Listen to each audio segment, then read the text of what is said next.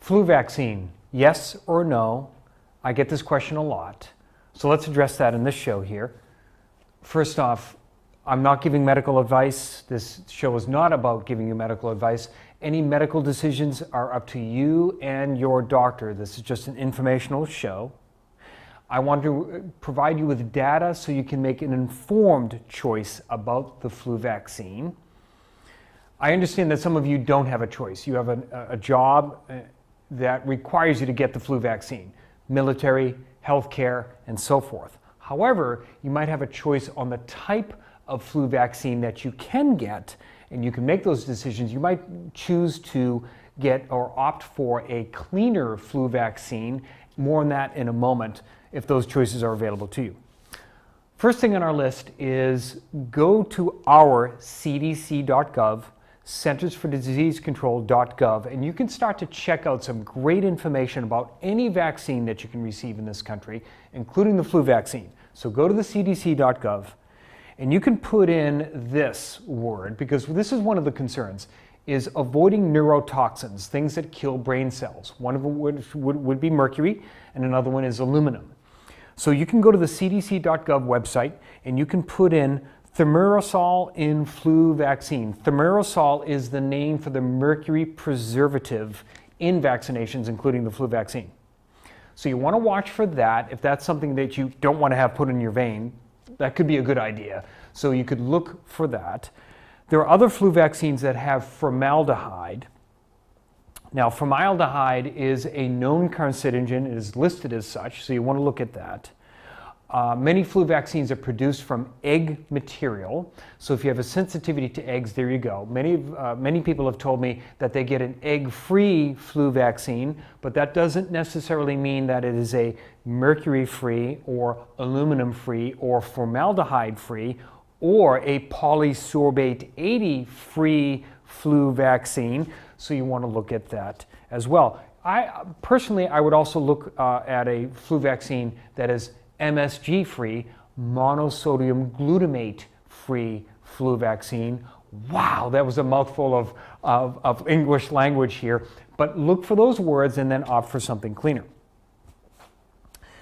So you can put in the research, the information box in the CDC, vaccine ingredients, and that will eventually navigate your way to a list of all vaccines administered in this country and the ingredients in there. What you'll notice, and I popped on there before I came in, you'll notice on the flu vaccine area is there's several flu vaccine offers there, including the flu mist and the injectables and so forth. So you want to look at the different ingredients that are there.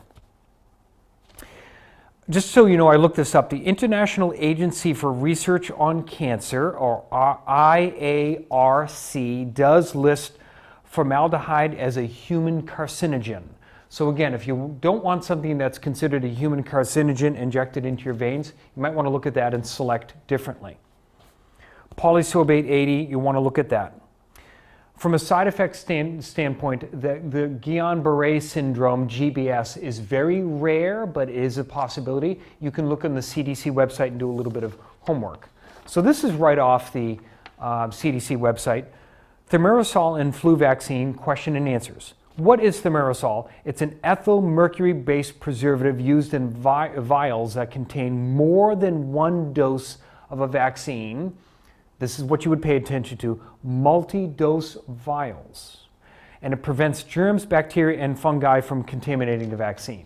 So only multi-dose vials contain ethyl mercury.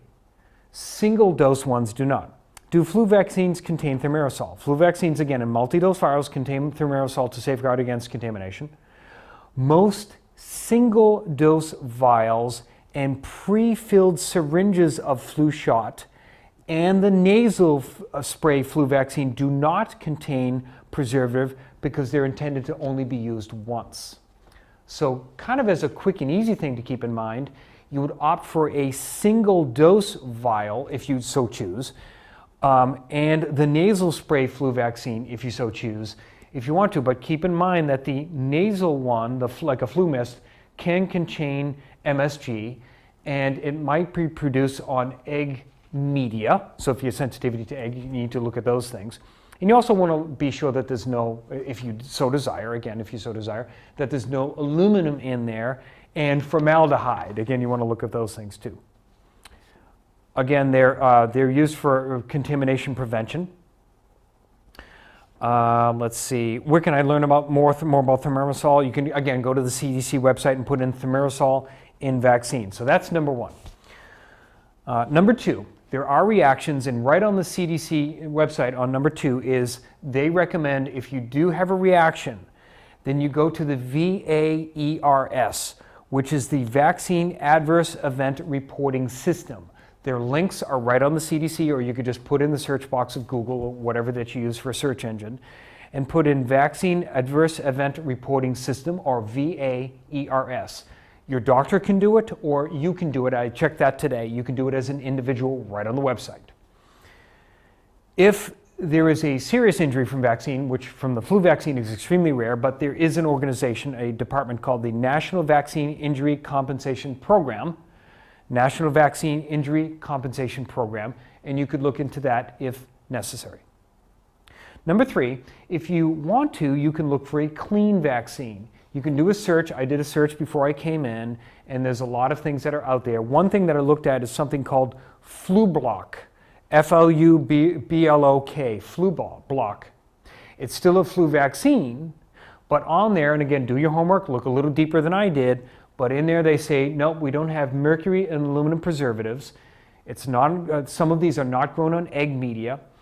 Be careful and be sure that there is no, again, if you're interested in this, no formaldehyde, polysorbate 80, and MSG in that particular vaccine. So you can opt for what is called a clean vaccine if you want to go in that direction. And if so, you can ask your employer to offer that as a substitute.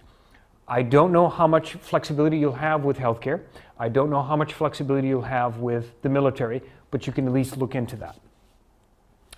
Number four, and the last one here is, for more information, you want to go to the library of information called the NVIC.org, NVIC, National Vaccine Information Center. And Barbara Lowe Fisher has collected lots of information on here so you can be educated on the flu vaccine, the options, and the effectiveness. I suggest very much so that you go to nvic.org and in her search box put in flu vaccine effectiveness and start to look at that. Most of you have probably read the headlines over the past several years, and we've had, unfortunately, very ineffective flu vaccines over the past several years. So that might go into your decision making. I'm Dr. Scott Fuller. Please join me again.